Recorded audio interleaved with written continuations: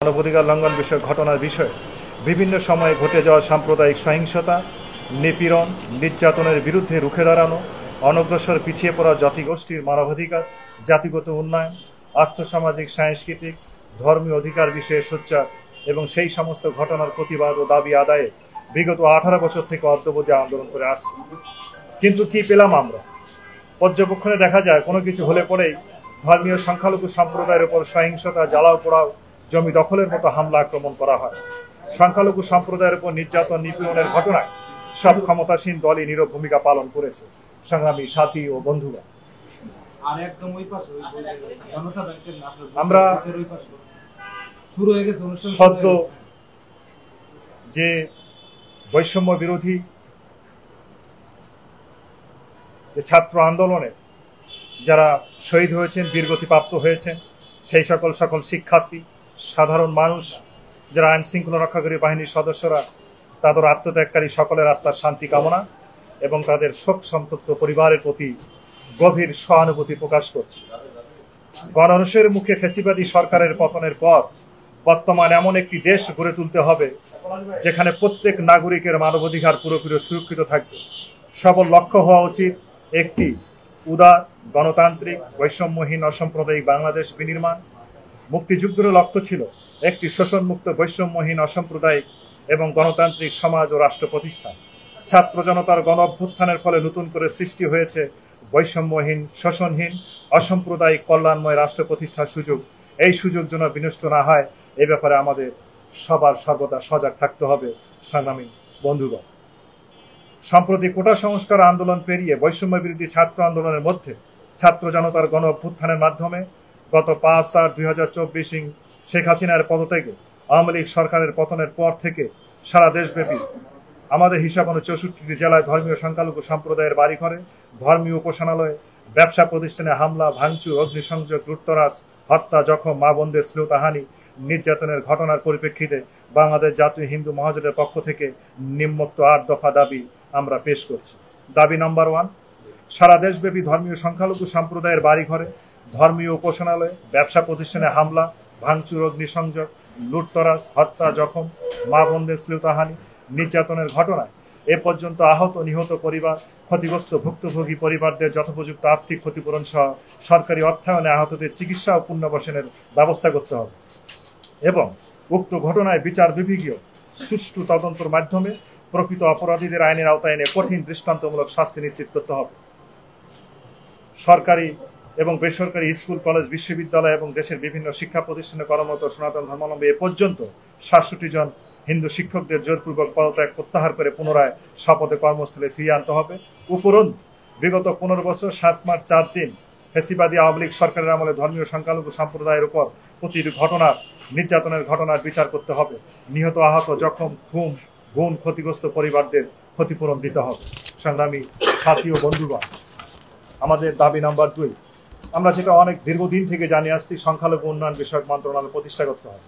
দাবি নম্বর 3, ধর্মীয় সংখ্যালঘু নির্যাতন রোধ করবে সংখ্যালঘু সুরক্ষা আইন প্রণয়ন ও স্পেশাল ট্রাইব্যুনাল গঠনের মাধ্যমে দ্রুত ন্যায় বিচার নিশ্চিত করতে হবে। দাবি নাম্বার 4, শ্রী শ্রী শারদীয় দুর্গাপূজায় মোট 3 দিন, অর্থাৎ ইতিমধ্যে কিন্তু একদিনের বিজয়া দশমী ছুটি, সরকারি ছুটি আছে, তার সাথে বাড়তি আর 2 দিন, যথা অষ্টমী, নবমী। কারণ আপনারা জানেন যে আমাদের শারদীয় দুর্গাপূজাটা 5 দিন ব্যাপী অনুষ্ঠিত হয়ে থাকে। এই 2 দিন যোগ করে মোট 3 দিনের সরকারি ছুটি ঘোষণা করতে হবে। দাবি নাম্বার 5, সকল বেদখলকৃত মন্দির ও দেবত্ব সম্পত্তি পুনরুদ্ধার, সংরক্ষণ আইন প্রণয়ন, সকল উদ্ধারকৃত প্রাচীন দেব বিগ্রহ পূজা অর্চনার জন্য স্ব এলাকায় মন্দিরে পুনঃস্থাপন করতে হবে এবং অর্পিত সম্পত্তি প্রত্যাপন আইনের অসঙ্গতি দূর করে প্রকৃত মালিক ওয়ারিসদের কাছে ফিরিয়ে দিতে হবে। দাবি নাম্বার 4, সারা দেশের 64 জেলায় মডেল মন্দির সহ সনাতনী কৃষ্টি, সভ্যতা ও সাংস্কৃতিক কেন্দ্র নির্মাণ এবং সনাতন ধর্মীয় হিন্দু সম্প্রদায়ের জন্য উচ্চ শিক্ষার নিমিত্তে একটি বৈদিক বিশ্ববিদ্যালয় স্থাপন করতে হবে। দাবি নাম্বার 7, সকল সরকারি এবং বেসরকারি স্কুল, কলেজ, বিশ্ববিদ্যালয়, সনাতনী হিন্দু শিক্ষার্থীদের জন্য ধর্মীয় উপাসনালয় এবং সকল সরকারি বেসরকারি আবাসন প্রকল্প সমূহে বসবাসকারী সনাতনী হিন্দু সম্প্রদায়ের জন্য মন্দির ও শ্মশান স্থাপন করতে হবে। দাবি নাম্বার 8, হিন্দু ধর্মীয় কল্যাণ ট্রাস্টকে ফাউন্ডেশনে রূপান্তরিত, সংস্কৃত ও পালি শিক্ষা বোর্ড আধুনিকায়ন এবং শ্রী শ্রী জগন্নাথ দেবের মহাপবিত্র যাত্রায় একদিনের সরকারি ছুটি ঘোষণা করতে হবে। আমাদের সংগঠনের পক্ষ থেকে অন্তর্বর্তীকালীন সরকারের নিকট উপরোক্ত 8 দফা প্রাণের দাবি দেওয়া পূরণ করে বৈষম্যহীন অসাম্প্রদায়িক বাংলাদেশ বিনির্মাণে সচেষ্ট হবেন।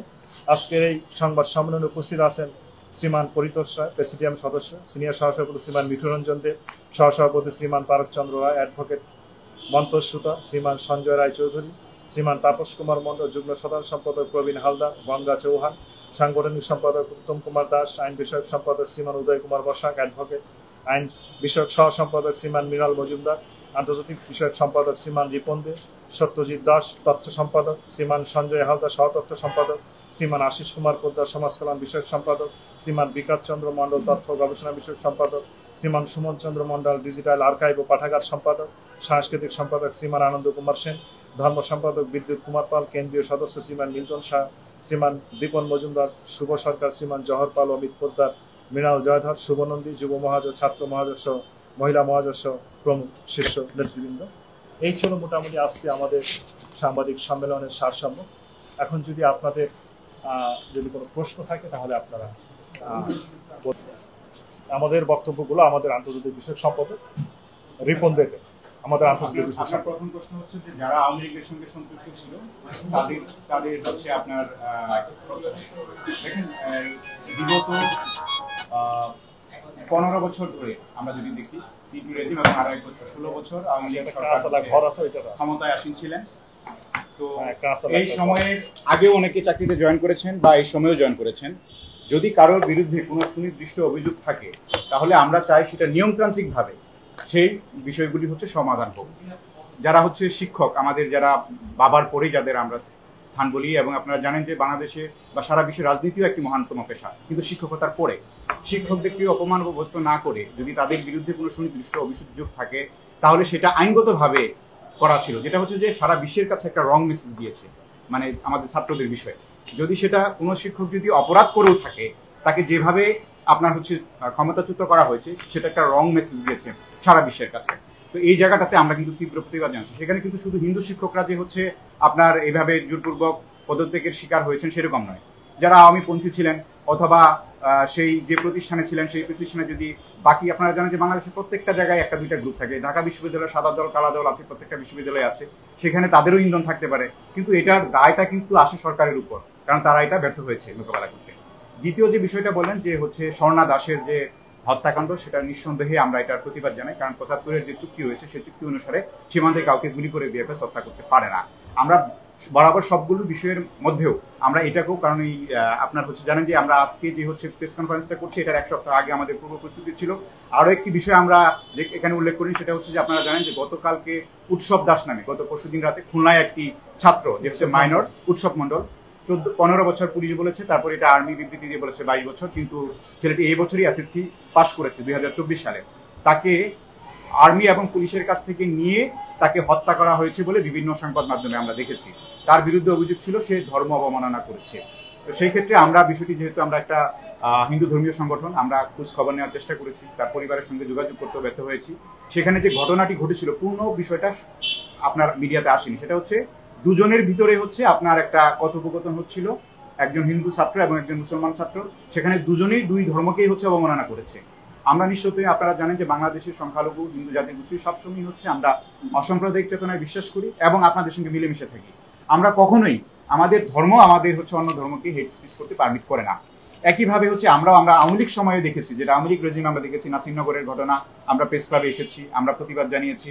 আমরা 21 অক্টোবর যখন আওয়ামী লীগ ছিল, আপনারা জানেন যে দুর্গাপূজার সময় 8ই অক্টোবর সারা বাংলাদেশে প্রায় 22টা জেলায় 3 দিন হচ্ছে আপনার বিভিন্ন দুর্গাপূজার মন্দির আক্রান্ত হয়েছে। তখন আমরা শেখ হাসিনা সরকারের কাছে আমরা প্রার্থনা জানিয়েছি এবং স্বরাষ্ট্রমন্ত্রী পদত্যাগ দাবি করে আমরা তখন মিটিং মিছিল করেছি, আপনারা জানেন। এবং যখন হচ্ছে সাইদুল হক পশু মন্ত্রণালয়ের দায়িত্বে ছিলেন প্রয়াত আওয়ামী লীগের, ওনার নাসিরনগরের ঘটনাও কিন্তু আমরা প্রতিবাদ জানিয়েছি। আমরা যেটি চাই যে বাংলাদেশ যে মূল ভিত্তির উপর দাঁড়ানো অসাম্প্রদায়িক চেতনা এবং নাগরিকের, আমরা অভিবাদন জানাই বৈষম্য বিরোধী ছাত্র আন্দোলনের নেতৃত্বে যারা আছেন তাদেরকে, কিন্তু এই আন্দোলনের সার্থকতা যেন বিনষ্ট না হয় সেটার জন্য কিন্তু সজাগ থাকতে হবে তাদেরকেই, কারণ যারা এখন ক্ষমতায় আসীন আছেন। তো আমরা নিঃসন্দেহে আপনার এই দুটি প্রশ্নের যেটি আমি মনে করি যে দিতে পেরেছি। আমরা মেসেজগুলো যাবে 44 জেলা আছে, আমাদের কাছে ডাটা আছে, কিন্তু কারা কারা স্বীকৃতি হয়েছে সেভাবে নেই, কিন্তু 44টা জেলা যে আক্রান্ত হয়েছে এইটার আমাদের তথ্য আমাদের কাছে আছে। আমি একটু বলি, সেটা হচ্ছে যে আপনারা জানেন যে 5 তারিখ থেকে 8 তারিখ পর্যন্ত এবং পরবর্তী এখন পর্যন্ত বাংলাদেশের আইন শৃঙ্খলার পরিস্থিতি আপনারা জানেন। আমরা দেখলাম 5 তারিখ রাত থেকে বা সন্ধ্যার পর থেকে যখন আমাদের কাছে, যেহেতু আমাদের নাম্বারগুলি দেওয়া ছিল বিভিন্ন স্তরে, আমাদের কাছে যখন ফোন আসতো তখন আপনারা এখানে যারা বসে আছেন আপনারা কি অবস্থায় ছিলেন আপনারা নিজেরাও বিবেচনা করেন। কারণ পুলিশ আপনার হচ্ছে নেমেছে ইন্টারিম গভর্নমেন্ট ওথ নেওয়ারও 3-4 দিন পর, অর্থাৎ 8 তারিখ শপথ গ্রহণ হয়েছে, 10, 11, 12 তারিখ, 15 তারিখ পর্যন্ত পুলিশ তাদের কর্মস্থলে আসেনি। সো কারা আক্রান্ত হয়েছে এবং কারা আক্রমণ করেছে এই সঠিক তথ্যটা অ্যাকচুয়ালি সরকারের কাছেও নেই, আমাদের কাছেও নেই। কিন্তু স্পেসিফিক যে ঘটনাগুলি আমরা জানতে পেরেছি সেগুলি আমরা নোট করেছি এবং ওইখানে বলেছি একতাবদ্ধ থাকে। কারণ যেহেতু পুলিশ মাঠে নেই তাহলে কে তাদেরকে প্রোটেক্ট করবে? এবং আপনার থানাতেও তো হচ্ছে কেউ ছিল না, থানাতে যে আপনার জিডি করতে যাবে সেই পরিবেশও ছিল না। তো সেই জন্য আমরা চাই যে এইগুলি এখন তদন্ত করে সরকার, অর্থাৎ 5 তারিখ থেকে 8 তারিখের ঘটনাগুলি যেমন সরকারকে আনতে হবে আইনের আওতায়। যখন যেটা বিপ্লবের পরে অনেকে বলা হচ্ছে যে একটা এরকম বিশৃঙ্খল ঘটনা ঘটে, কিন্তু সেই বিশৃঙ্খলার ঘটনার শিকার কি আমরা শুধু কেবল সংখ্যালঘুরাই হবো? কারণ আপনারা নিজেরাও জানেন যে গত 15 বছর নির্বাচনী অবস্থা কি ছিল, আমরা কিন্তু ভোট দিতেও যাইনি, কখনো ভোট দেওয়ার সুযোগ পাইনি। তাহলে কেন আমাদের উপর অত্যাচারটা, সেই প্রশ্নটা কিন্তু আমাদের রয়েছে। এবং আমরা বিশ্বাস করি যে আমাদের বেশ কয়েকজন প্রতিনিধি সরকার গঠনের পরবর্তী সময়ে মাননীয় ইন্টারিম গভর্নমেন্টের প্রধান উপদেষ্টার সঙ্গে দেখা করেছেন, স্বরাষ্ট্র উপদেষ্টা যখন ছিলেন তার সঙ্গে দেখা করেছিলেন।